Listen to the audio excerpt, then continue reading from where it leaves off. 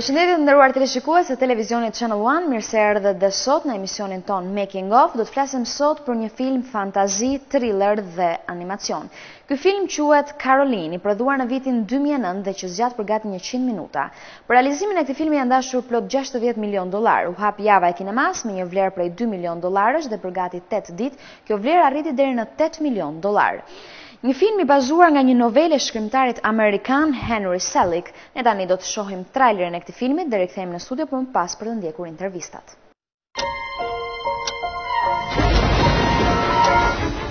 Coraline Jones always dreamed of finding a better world.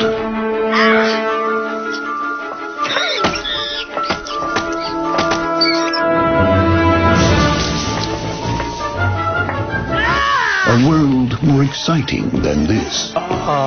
But never did she imagine that she'd discover it in her own home.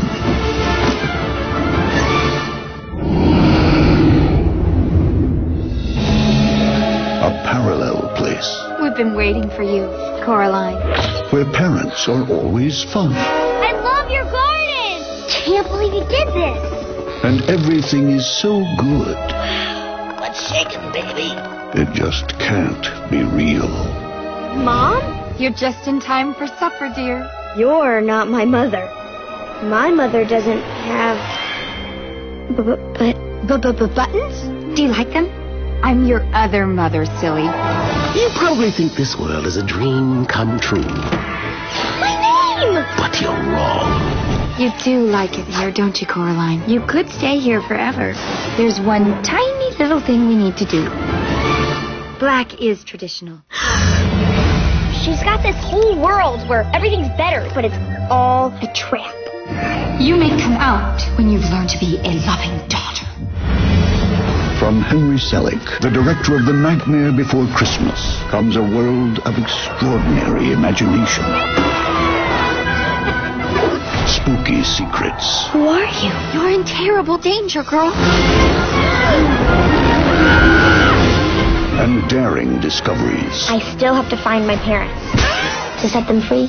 This year, when adventure comes knocking, Choo-choo! there are some doors that should never be opened.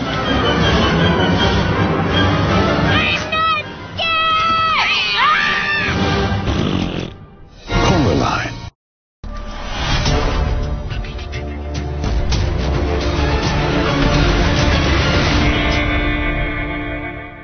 Përsa i përket historisë së këtij filmi, bëhet fjalë për një vajzë aventuriere ku zbulon një tjetër botë të çuditshme jashtë shtëpisë së saj.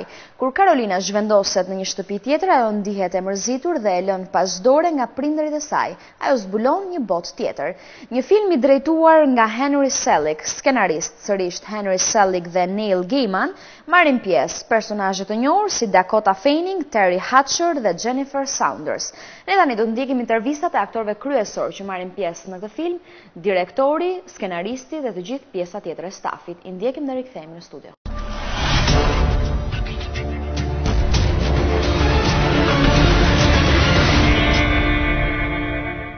I honestly am so still taken aback by the costumes because they're like everybody's clothes just totally miniaturized, and the teeny gloves and the teeny sweaters and the vest. It's like it's so amazing that somebody can actually sew those, and they have to put the wire and everything so they move. And I think that's probably what struck me the most was the wardrobe, and also what goes into just making the model and the silicone and how they move, the eyebrows raise and the chins move and everything. It's incredible.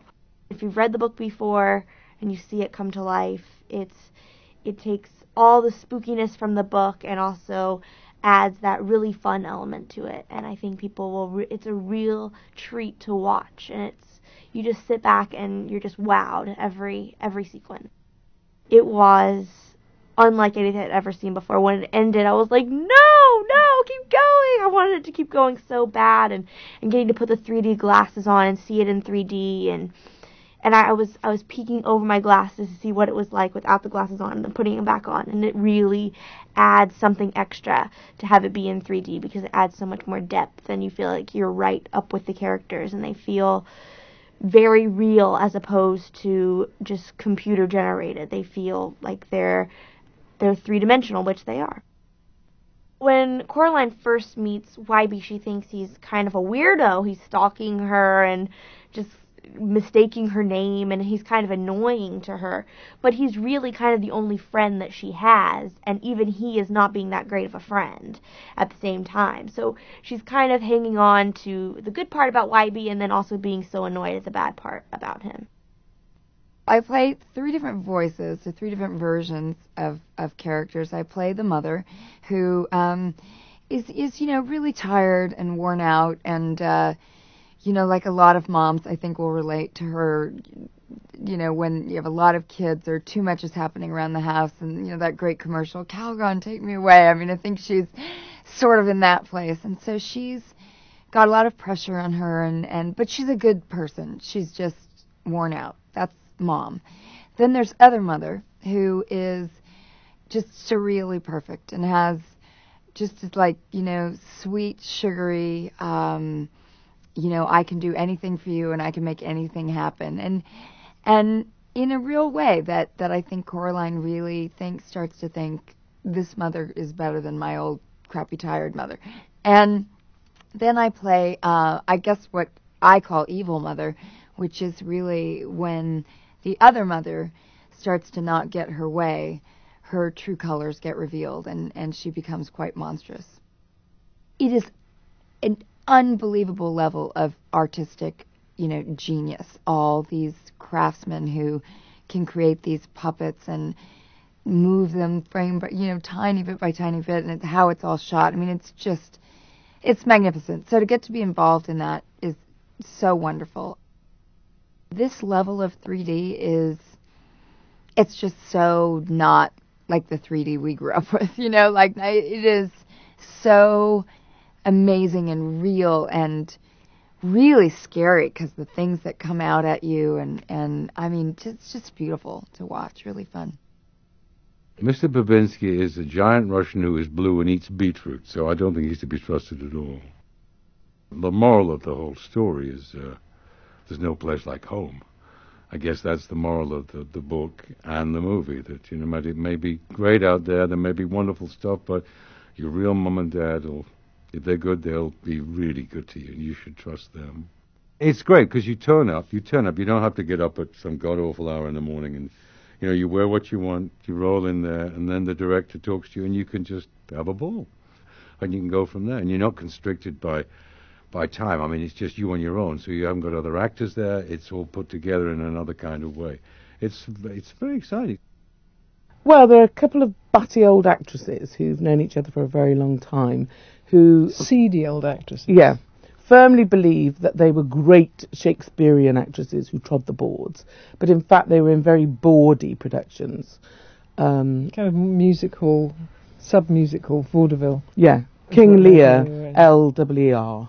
That sort of thing. But they've been friends forever, but they have great rivalry. Bit like us. Yes. My favourite idea is when Forcible and Spink zip open their bodies, and there are these young, beautiful, thin people leaping out in magnificence. Well, that's our dream, obviously, but, can't always happen.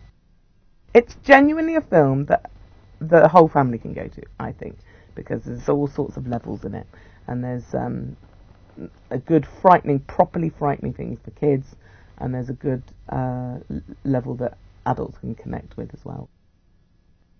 I play 2 roles in the film. I play Coraline's father, who's sort of a bedraggled, exhausted, well, like any father, who's got to put up with a lot of stuff at work and family life and kind of can't keep it all together. And that frustrates Coraline because, of course, she wants her parents' attention. Now, in the other world, through the secret door, through the secret passageway in the house, I play the other father, who's a lot more fun, a lot more swinging, frankly. He's got a kind of a Dean Martinish style, and he's got 2 black buttons for eyes, which children love, of course. They love shiny black buttons in place of eyes. They don't find that scary at all. And so he's much more fun to be around. And consequently, Coraline starts spending more and more time over there in the other house with her other mother and father until she realizes that perhaps she shouldn't be. Terry Hatcher and I had an enormous amount of fun doing this movie together. I mean, we immediately bonded, had a great relationship throughout. I mean, it was almost as if we became husband and wife. And sometime in the future, I hope that I actually meet her, because I've actually never spoken to her or met her in my life. So there you go. Heaven knows, I've certainly been put in small little booths in Portland, Oregon before for hours on end. That's not new. But in this case, there was a microphone, and sort of in the corner, Henry Selick had sort of folded his 19-foot frame into a little corner over there so that he could talk to me, and then to read these lines that were there before me and try to imagine what's happening and try to act just within this one booth. It was very new and different for me, and a lot of fun, ultimately. I think Coraline finds him very annoying because she's used to having her own space. Even though she kind of hungers for attention, she's always on her own, doing her own thing, thinking her own thoughts, and then he just kind of comes in and he's just in her face all the time, talking, and it can be very off-putting, I guess. But she comes to, like, get used to it. For me personally, enjoy just, like, seeing it up on the screen, but it is sort of creepy, you know, and it's like, it's animation, you're not expecting to be, like, creeped out quite so much, but it is sort of, like, weird, so it's very cool. Seeing, I guess, the handcrafted sets and the characters and Otherworld, which is such a magical place, you're going to see, like, a lot of sights that are just, like, really beautiful and that pop out at you, and it's going to be just a really great visual, like, experience. Looks a little scrawny to me, you know, in a charmingly funny-looking way. You know, like certain kittens before they grow into themselves can be awfully funny looking, like babies, you know.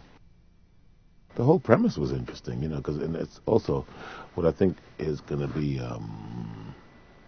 unique about this experience is something we don't see every day. So intricate and so completely clever that at best, it's just this wonderful fantasy. You know, you really get swept up in the fantasy and the imaginations of these creators that give us a wonderful thrill ride.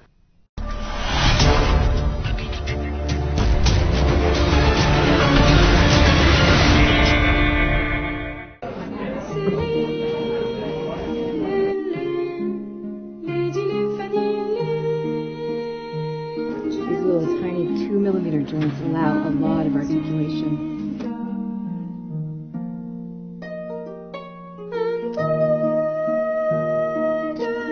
We cut it open for you guys to sort of see the difference between what's on the inside and what's on the outside.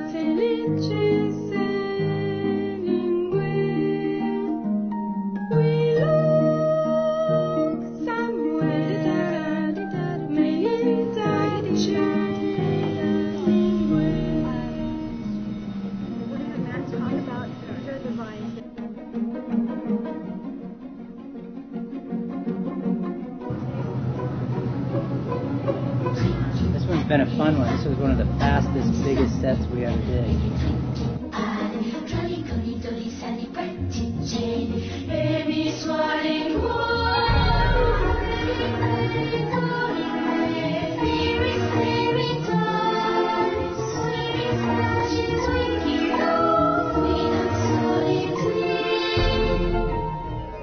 And the car's going to back out like this. She's kind of an erratic driver. We want to keep her in camera in the angle of her act, so we want to make this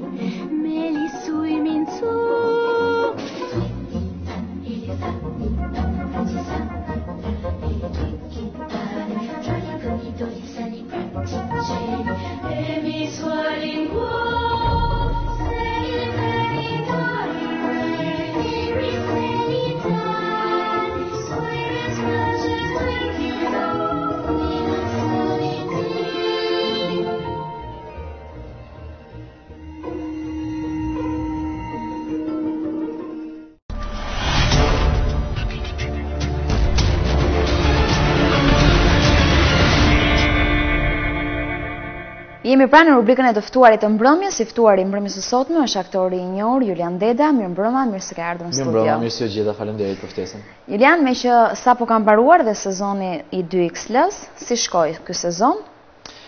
Mirë, po s'ma do mendja dikush të kishte mendjen dhe sezoni 2XL-s pas gjithë asaj fushate të tmerrshme elektorale, po mendoj që si sezon shkoi shumë mirë, u përmbyll me një sukses që ishte ardha e kryeministrit, për cilën neve kishim bërë gjithë ato këngë dhe gjithë ato ftesa.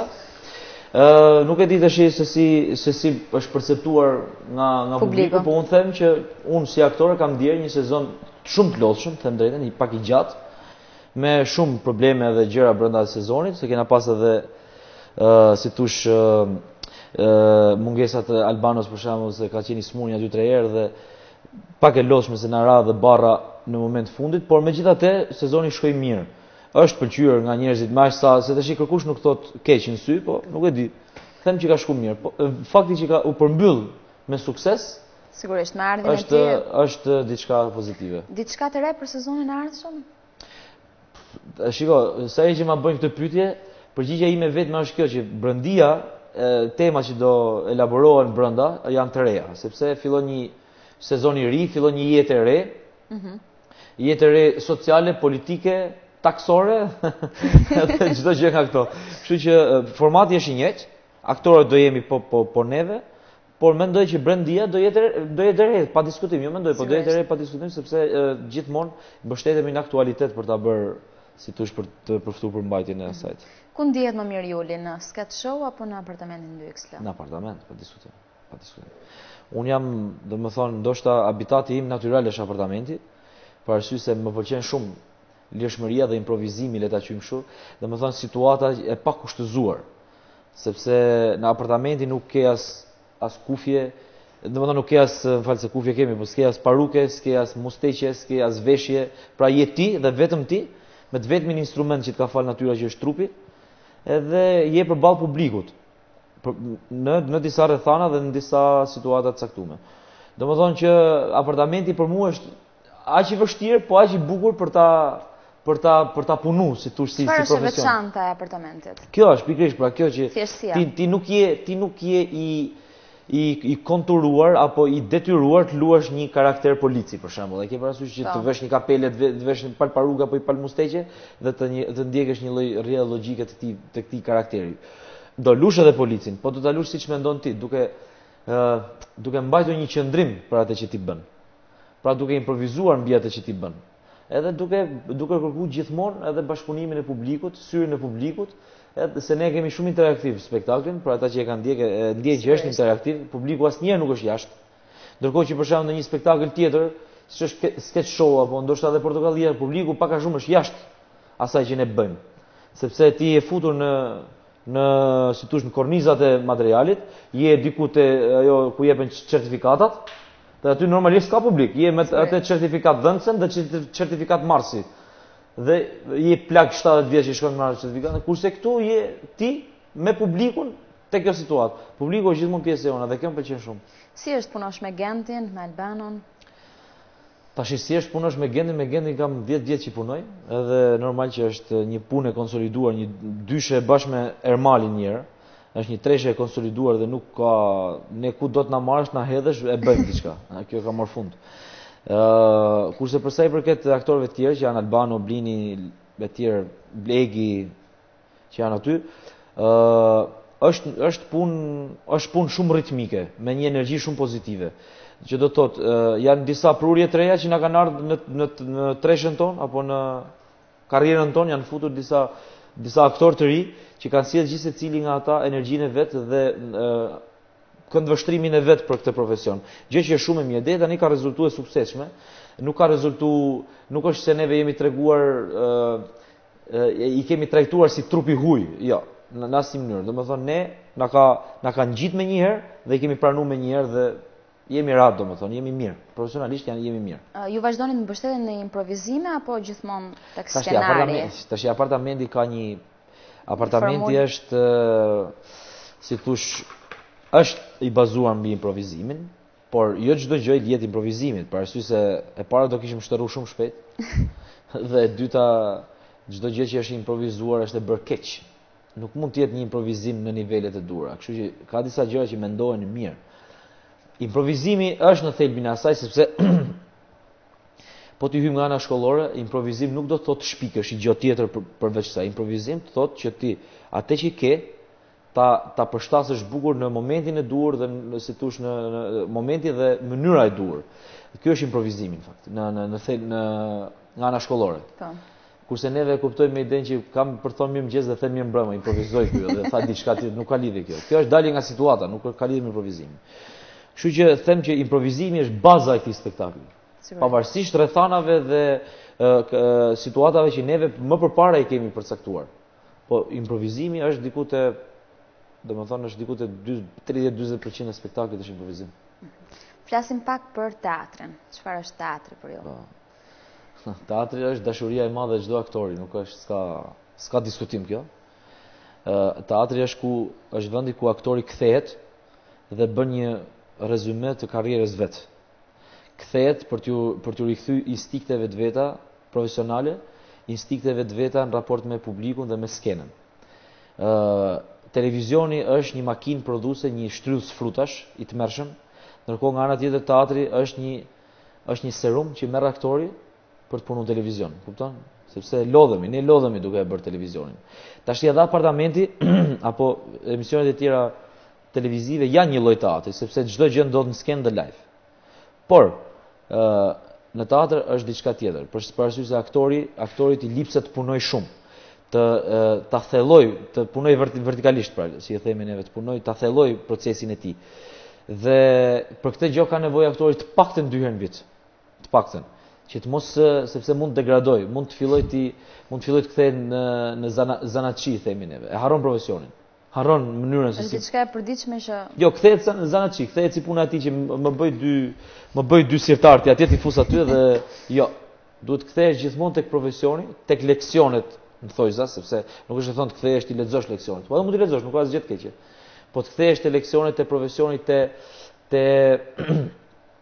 te praktika që ti ndjek me trupin, me psikofizikën tënde, kjo është teatri. Pra ti të fillosh merresh me psikofizikën, sepse do hysh psikikisht rolin, do hysh fizikisht, nuk je më ti, domethënë atë simbolin e vet. Prandaj them që teatrit i duhet të rikthehet çdo aktor her pas here për të marrë këtë sorumin venoz që duhet se zvon. Ju keni luajtur edhe shumë role dramatike? Po. Role dramatike ka shumë njerëz që merren me teatrin, pedagog të mit ose dashamirës që mendojnë që unë jam shumë më i mirë në një rol dramatik se sa në komedi. Komedian. Po. Unë nuk mendoj kështu, unë mendoj që komedia është habitati im natyral, por ata mendojnë kështu. Por ka një thënie, është një ligj i pashkruar në teatr që një aktor i mirë komedie e luan shumë mirë dramën, e kundërta nuk ndodh. Domethënë një aktor i mirë drame ka shumë vështirë ta luajë komedinë. Them kështu sepse një aktor që ka në karrierën e vet masën më të madhe, domethënë 90% karrierës e ka ndërtuar mbi komedinë, mbi komiken, është aktor dy fish i ndjeshëm, sepse ai e shef problemin në thelbin e vet, në dramatikën e vet. Ta zëm, po marr një shembull tash banal. Buka me listë, që mund të jetë një material shumë i mirë për të bërë humor, por në thelbin e vet është një dramë e madhe, që se si një popull i tërë, një lagje e tërë merr ushqimet me listë në një ushqimor atje, është dramë ndërsjellët, edhe për ata që marrin me listë, edhe për ata që s'merr lekët më nga 2-3 vjet. Pra, drama është gati tragjedi, s'është varfëri, është për bukën e gojës. Por ne mbi këtë jemi detyruar të bëjmë dhe humor tash. Pra, imagjino duhet të jesh dy fish i ndjeshëm që edhe të mos e ofendosh tjetrin kur ta bësh, po edhe ta prekësh problemin në thelb. Prandaj them që aktori i humorit është tepër i ndjeshëm, dhe duke qenë i ndjeshëm, kur e fut në një rol dramatik, ai zbërthehet më kollaj, domethënë, është më i lehtë për të përpunu aktori i humorit. Nuk është i ngurtë, është i lirshëm, ai hidhet direkt.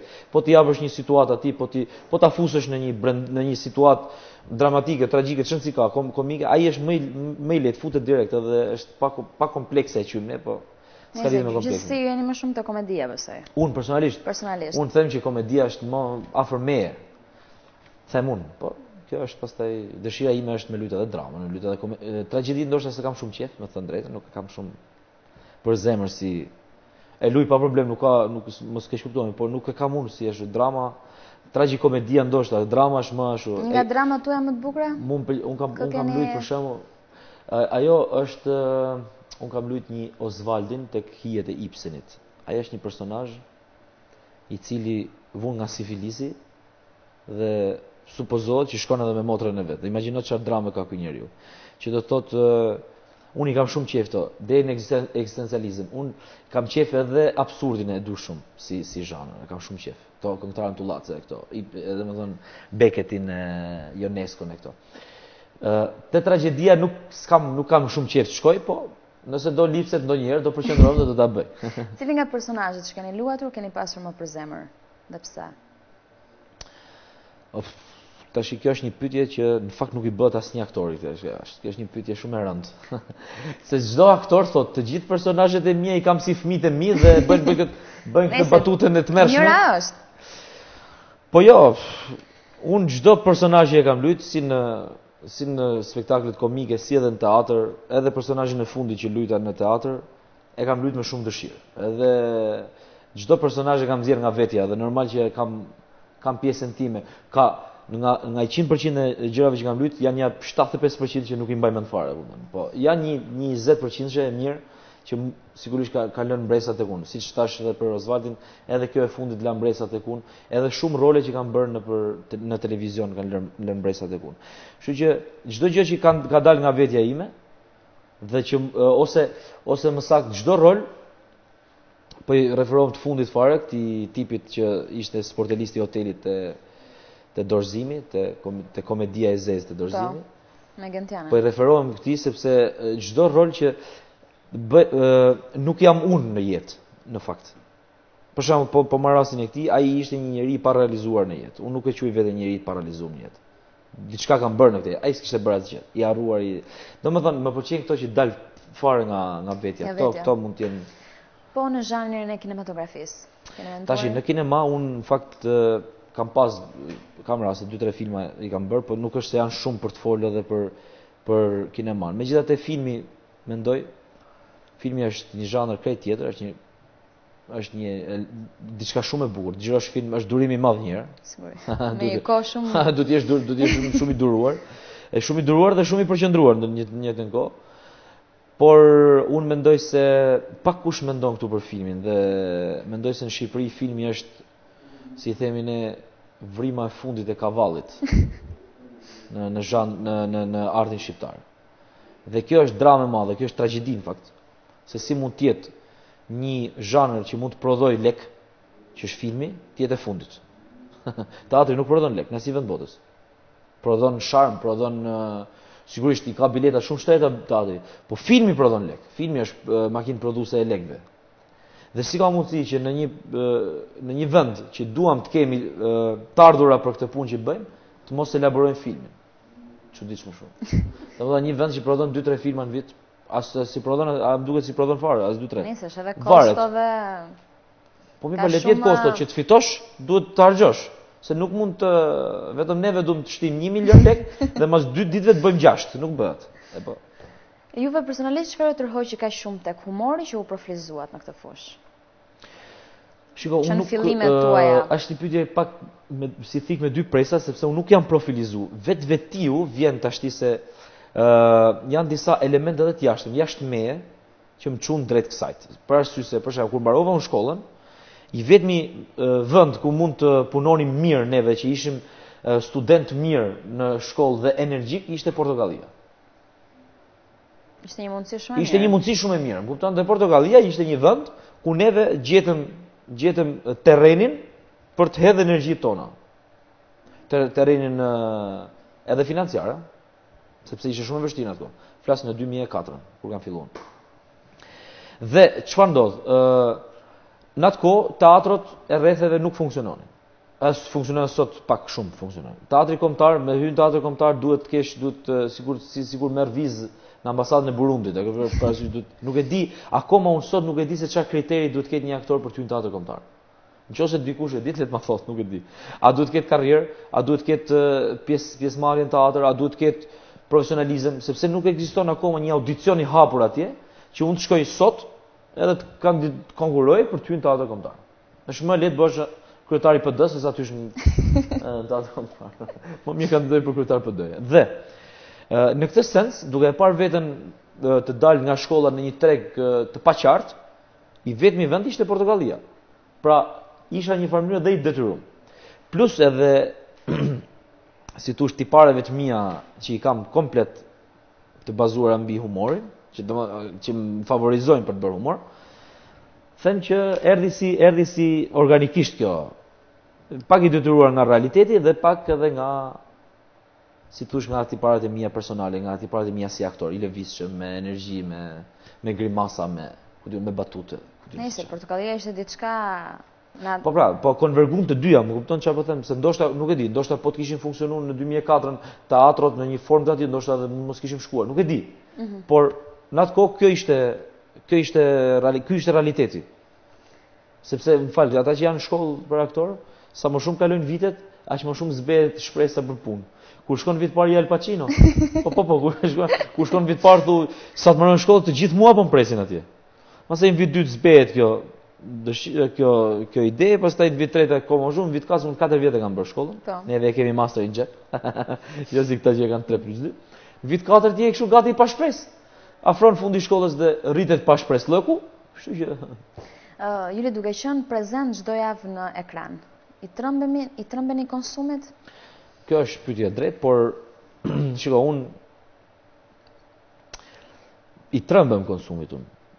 Por unë jam, si thush, kjo çështja e konsumit është pak relative, pse? Se mund të konsumosh duke dalë dhe një herë në vit, edhe je i konsumum. Po mund të mos konsumosh dhe duke dalë për ditë. Varet çfarë bën dhe si e bën. Domethënë, që të mos i hym tash këtyre që po solle gjëra të reja, bla bla bla, nuk konsumosh. Të janë kot. Është diçka që ti duhet ta bësh me qejf. Domethënë të jepet diçka dhe ti duhet ta bësh me qejf, pa patur mendjen a po konsumosh apo nuk po konsumosh. Nëse do konsumosh do ta ndjesh.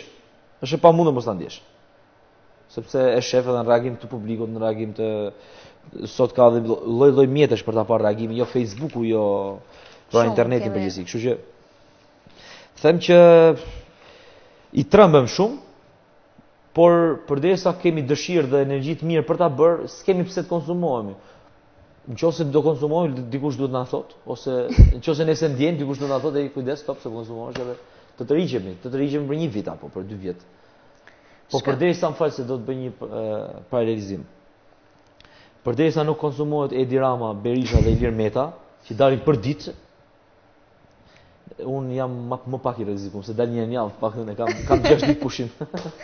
Gjende shkem pak tek familja, duke qenë. Juli, se ke pas Gjendin? Më fal. Kisha Gjendin para një javë dhe s'ka gjë, na ngatrojnë shpesh po ha. Përsa i përket familjes, babai juaj ka qenë një nga humoristët më të njohur para viteve 90, sa ka ndikuar ai tek ju? Absolutisht shumë. Edhe pak a shumë kjo ishte edhe që thash parë që tiparet e mia më çuan drejt kësaj gjë, edhe tash unë genetike e kam këtë energjinë në përgjithësi të trashëguar kam. Absolutisht, po kanë edhe fëmijët e mi që janë të tmerrshëm.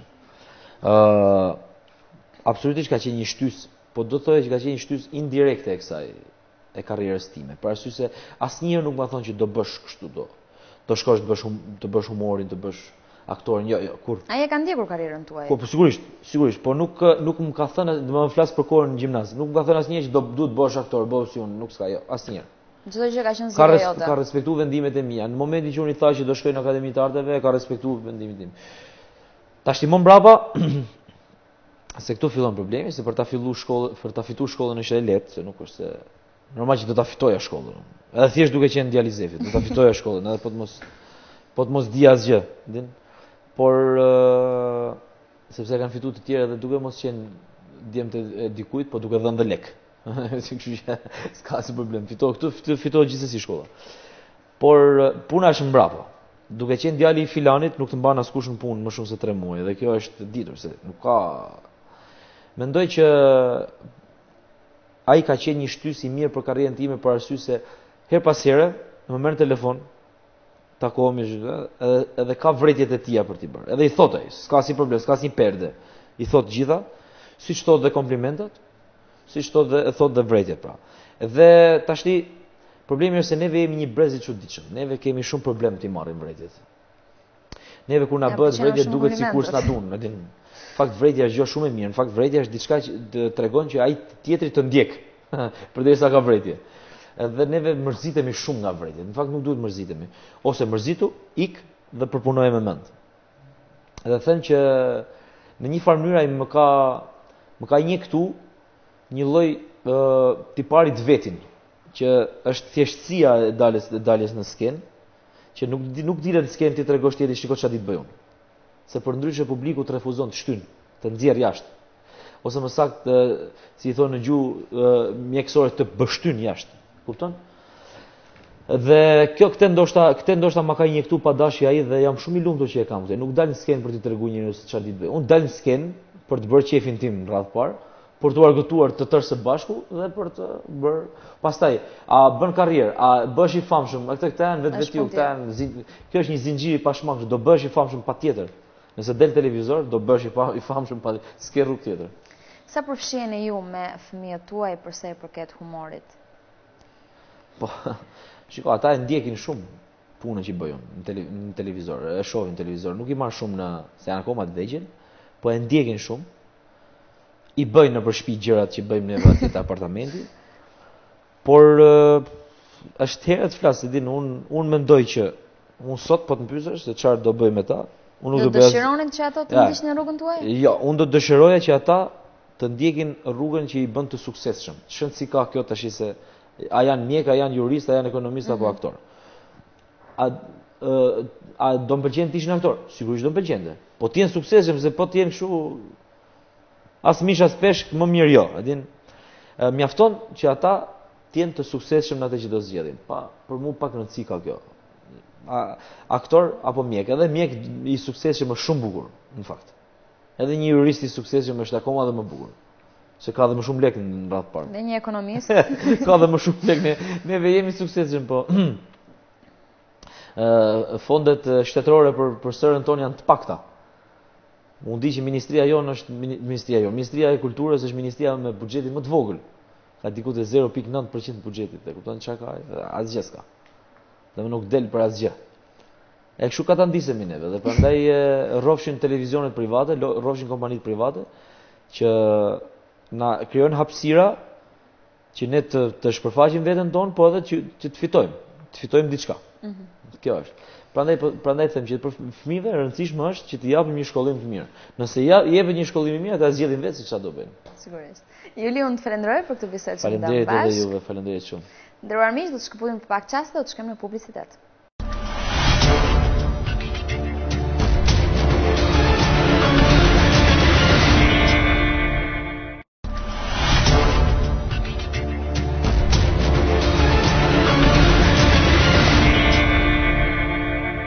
Të nderuar teleshikues, kjo ka qenë gjithçka që kishim përgatitur për këtë film të animuar. Ne do të rishihemi sërish të javën e ardhshme në potën 1 tenor në Making of. Shikim të këndshëm në programet tona në vazhdim.